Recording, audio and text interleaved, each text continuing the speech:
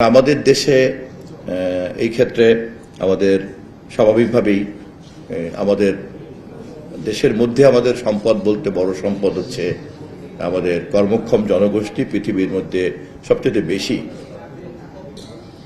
এবং এই যে গার্মেন্টস শিল্পটা গড়ে উঠেছে এবং যদি কোনো ইনভেস্টর আমাদের এখানে আসতে চান তার কিন্তু প্রধান কম্পোনেন্ট হচ্ছে এইটা, যে এখানে গেলে সস্তা লেবার পাওয়া যাবে। এখানে যে কারণে চীন এবং ভিয়েতনামের সঙ্গে আমরা কম বেশি টিকে আছি গার্মেন্টসে এ পর্যন্ত, এবং মার্কিন যুক্তরাষ্ট্র, ইউরোপিয়ান ইউনিয়ন আমাদের ডেস্টিনেশন এক্সপোর্টের জন্য। তো ফলে আমাদের কিন্তু মূল সম্পদ হচ্ছে এই কর্মক্ষম জনগোষ্ঠী, এবং এটা কিন্তু বেশি বছর থাকবে না। এটা 2040-45-এর পর থেকে কিন্তু আমরা এই ডেমোগ্রাফিক্যাল ডিভিডেন্ড এটা কিন্তু ফুরিয়ে যাবে। ফলে এটা থাকতে থাকতেই কিন্তু এটাকে ব্র্যান্ডিং করা, এবং যারা বিশেষ করে বিডা, তারপরে অন্যান্য যারা সংশ্লিষ্ট মন্ত্রণালয় সংস্থা, বিশেষ করে পররাষ্ট্রমন্ত্রী এবং অর্থমন্ত্রী, তারা তো আছেনই। এনআরবির মতো অর্গানাইজেশনের কিন্তু আমি মনে করি যে আপনাদের এটা একটা খুব গুরুত্বপূর্ণ এরিয়া হতে পারে তুলে ধরার জন্য, কারণ এটার মধ্যেই ডিপেন্ড করবে আমাদের ভবিষ্যতের ইনভেস্টররা আসবেন, কতটা আসবেন, কেন আসবেন এবং কি তার সুবিধাটা পাবেন। পৃথিবীতে এত সস্তাতে তো তার উৎপাদনের শ্রমিক তিনি পাবেন না। এবং আমাদের এমনি সুনাম দুর্নামের যেগুলি আছে তা আছে, ধরেন আমরা পিসকিপিং মিশনে যাচ্ছি, আমাদের জেনারেল সাহেব এখানে আছেন, আমার বড় ভাই তুল্য, তিনি অত্যন্ত অভিজ্ঞ মানুষ এই ব্যাপারে। তারপরে আমাদের ক্রিকেট কম বেশি নাম করেছে, আমরা বেশ নামধাম হয়েছে ক্রিকেটে এখন। ফলে এগুলি তো এক ধরনের সফট ব্র্যান্ডিং, আপনার সুনাম।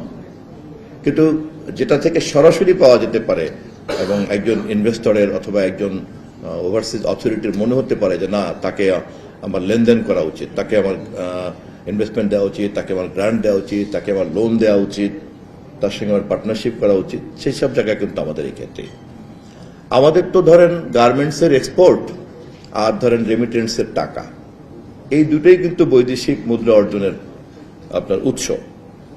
তো গার্মেন্টস কিসের উপরে দাঁড়িয়ে আছে আমরা তো সবাই বুঝি, যেটা আমি একটু আগে বললাম, যে আমাদের এই স্বল্প দক্ষ, স্বল্প শিক্ষিত বিশাল তরুণ জনগোষ্ঠীর যে বেকারত্ব, এটাকে পূরণ করার কারণেই আমরা কিন্তু অন্যদের সঙ্গে তুলনামূলকভাবে কম মূল্যে, কম মজুরিতে, কম ওয়েজে এই উৎপাদনটা করা যাচ্ছে। ফলে গার্মেন্টস টিকে আছে কিন্তু সেটার উপরে।